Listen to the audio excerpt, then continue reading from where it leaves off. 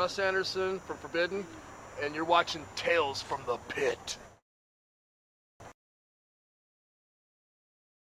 think it was 97 when we called it quits, May 97 or something, and I never got to play with Glen, so we're excited about that. At least I am. I don't know about Glen. I am too, totally, man. Wait, what happened with Forbidden? What do you think happened with the demise? I think there were a lot of problems with record labels falling apart, and it seemed like it just wasn't meant to happen. A lot of bad management, nothing personal towards anyone, but a lot of things, wrong things at the wrong time, and I think the band morale started getting down, and probably started pointing fingers and things like that. And in '97, it wasn't like anyone was crying when we broke up, you know. Everyone was crying because Forbidden was a kick-ass band. Well, the band itself, they weren't crying. The fans were crying. Yeah.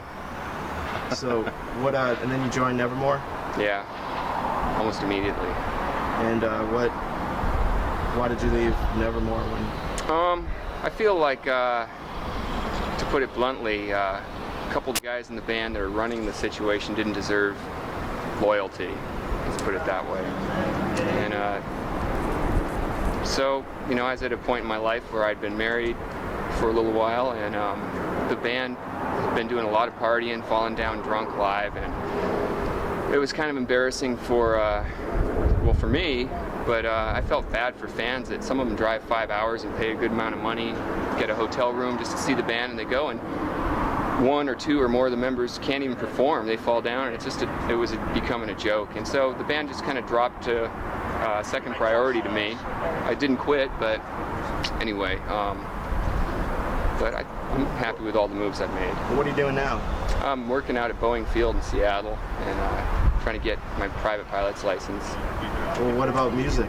I haven't hardly played my guitar in a year and a half, so I kind of had to cram the last week when I found out I was actually going to be doing this thing. Well, dude, the music industry misses you, man. Well, hey, that's nice to hear, and you know, sometimes you got to get bad junk out of your system and get re-inspired, and it takes some time. So I've been concentrating on something that I've always been interested in since I was a little kid. I didn't discover guitar till I was 16. I've always been crazy about playing, so it's always been a dream of mine to learn to fly. Hopefully I don't.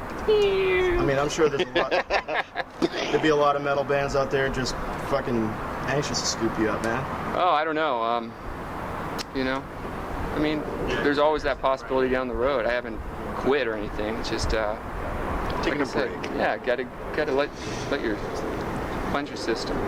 Collecting thoughts. But I'm starting to get excited about it again. Shit, dude. Yeah. Sounds killer.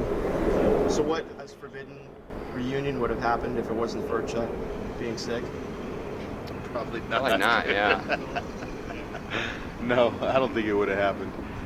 I mean, you certainly wouldn't have flew down from Seattle and for if it was just going to be a regular gig, right? Yeah, I mean, probably not. You know, I got a lot of emails from people, fans and stuff, and the thing that everybody always told me was, you and Tim should get Russ and start Forbidden again and do Forbidden Evil and get Matt. And so it's always been told to me. So it's kind of trippy how it is, you know, happening now, you know, because of Chuck. But do you ever see a future for Forbidden, like, you know, possibly after this, maybe if it creates enough buzz? I mean, I think it will, because the show is sold out almost immediately, and people are flying in from all over the world for this. So I mean, there's a huge void that was left when a lot of the Bay Area bands broke up. Like, you know, I think now Exodus want to record a new album, and I'd like to, me personally. Violence are going to record a new album. You'll have to come down on your vacation or something. Yeah, I guess we'd have to change the name, though, because I heard that Craig's got a high-powered lawyer that would sue the living crap out of us if anything like that happened. So we'll have to go under Forbidden Evil. Flynn and Russ were jamming with another guitarist, actually, and Craig replaced that guy early on. Well, there was a different bass player and drummer way back then, too. And so what, when they changed the name from Forbidden Evil to Forbidden, it was Craig's idea to do that? No, it was actually the label's decision. They didn't want to, back then, they didn't want Forbidden Evil to, you know, be labeled as death metal because of the evil, so they suggested that we drop the evil. And it actually worked out all right. just cut out the evil. Now you replaced Rob Flynn in the Yeah. early days, right? How did that all come about? I rehearsed down the street from them, and we used to have parties. Well, everybody had parties, but they'd come over and see us play with my band. And Craig went to school with me at Washington, and through a friend of a friend, they said, yeah, Forbidden Evil's looking for a guitar player, and Craig wants to get a hold of you. So he got a hold of me, asked me if I'd be into it, and gave me a tape. And I remember getting the tape, and I wasn't into like the whole metal thing. I was into more like the Yngwie and the Doggin and Rat, and I sat back and learned it and went down there. And before I even really got to jam with the guys, I remember there was a guy who walked out. I think it was the guy from Violence, the first guitar player before Rob. He was walking out, and I was walking in, and they said, "Hey, you got the spot." I was like, cool. So we jammed and just took off from there. And what happened? Why did you leave, or did you get booted, or what? Actually, it was a little of both. I was pretty unhappy with the first tour. We toured Europe right after the album came out, and I wasn't happy with the whole situation. I don't like being told what to do, and in certain ways when you're out touring. If you want to party, then you should be able to party. It's to get to that point in your life, it was a big thing to me, and I just wanted to have fun. And a lot of people were saying, don't do this and don't do that, and when I retaliated, they didn't like the temper that I had. So pretty much the rebel. You were like you were the totally. Perry Strickland of Yes. Forbidden. Yes. I remember when they called me down to the studio and they said they wanted to talk, and I was like, oh shit, here we go. And it turned out, I remember somebody saying, I forget who it was, like, yeah, I remember that one time you threw a pick at me, and dude, we don't know if you're gonna like beat us up or what. And I'm just like, I'm not gonna hit nobody. But Kicks I guess hurt, man. Yeah, I know. I guess I was a little bit aggressive, but I take it very seriously.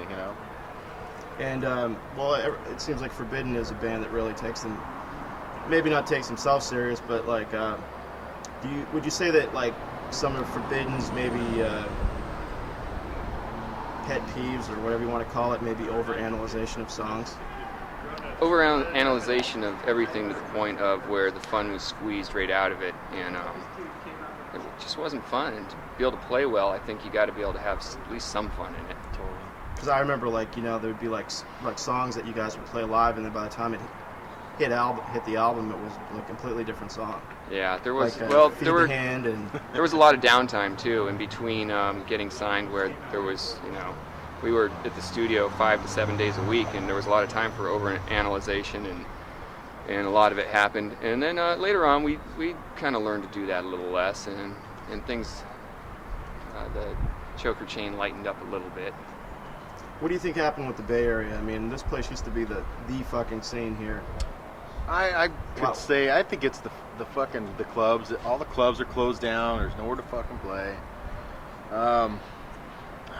I think But I mean, there there's still a was- music scene here. But I mean, what do you think? Why do you think the Bay Area lost its aggression? I mean, there's heavy bands now, but they're not playing that fast thrash like they used to. I mean, and fans want to hear that. It's like Europe is kind of filling that void right now with bands like Soilwork and The Haunted, and I think it's going to come back around. Honestly, I mean, the Bay Area bands will probably get out of that rap metal thing and start doing a thrash, because look how big it is still. Maybe that's what we needed to see how big it really still is. I think it takes a pioneer. Maybe to like. Well, yeah, I mean, Testament have always done it. They're still doing it, but I mean, maybe like if a few more bands like took the initiative and started playing fast again, maybe it might spark a Woody. Yeah, I agree totally. Somebody needs to do it. So Forbidden, right? Forbidden Evil. Yep, Violence. I'll do it. I'm thinking of a show, Violence, Forbidden, and Exodus, all on the same stage. Like after this, like full headlining sets, like each an hour each, maybe, or something like that. Yeah, we were actually talking about that last night about possibly doing something and checking everybody's schedules and making it happen. Just not taking it so seriously to where we're gonna fight over which songs to play. Just go up there and have a set, and Maybe everybody Craig show will up 2 join weeks. in on that one too. And then you can have everybody on. Three. Do like the 3 guitar player thing, like Iron Maiden. Ben and I were excited to jam together for a change. Totally. Let's put it that way. So Craig is kind of like the, off the record, the odd man, the kind of the difficult one to get along with, maybe. The Well, I'll the just Rob chalk Flynn of the band. my maybe. my experience. I'll just chalk up to bad chemistry. You know. Yeah. I don't want to speak for anyone else or anything. Yeah, he's quite the character. So, word it is, Tim, that you just don't want nothing more to do with the music industry. That's kind of like the word that's been going around. Yeah, but I haven't been saying that. Who's been saying that? You know. Well, like you won't give your Yeah. phone number out to anybody or anything like that. Well- you're kind of like going into seclusion. Yeah, I guess I did a little bit for a while, and I'm still kind of playing it by ear every day. So. So when's Tim gonna come bust out and be heavy Tim again? Well, vicious whenever he does, he will. But he will, right?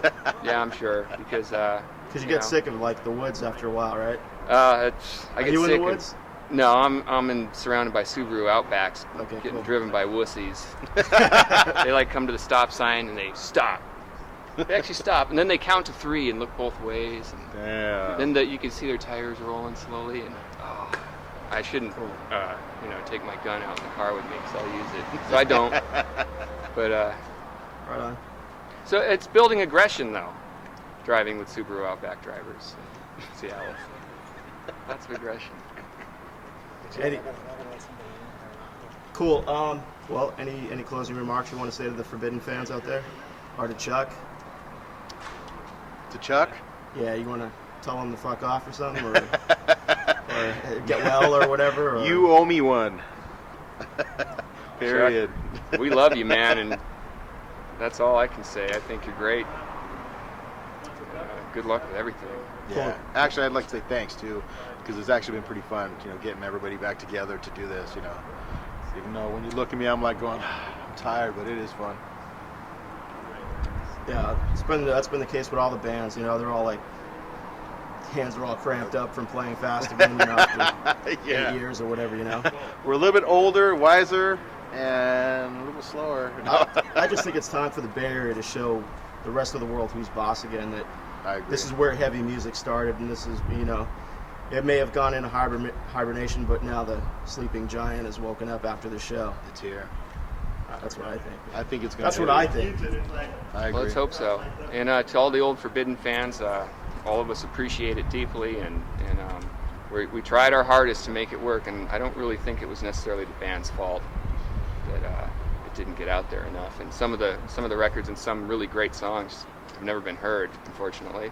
But maybe Trapped. everything happens for a reason. Yeah. Trapped was one of my favorites that never got It's released. a well-written song. Came out good. So cool. Can I get you guys to do like an ID? I don't know if it would be proper to say that you're from Forbidden, or you can say you're from Forbidden Evil or whatever. And you're watching Tales from the Pit. Say who you are. We're from Forbidden Evil, or Well, I don't think I could say that, because really Forbidden Evil was around before I was in the band, period. Okay. So, or just say Glen Alvelais and Tim Calvert. ex-Forbidiots. And you're watching Tales from the Pit. Yo, this is Glen Alvelais with... Tim Calvert. We're ex-Forbidiots. and you're watching Tales from the Pit. Cool. Thanks. Leg cramp.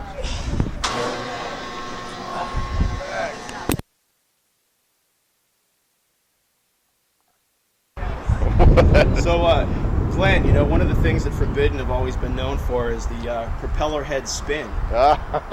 Is there going to be any propeller head spinning on the show? For you, yes. Okay, because I want to... Dude, that was one thing that was always great about Forbidden was the stage presence.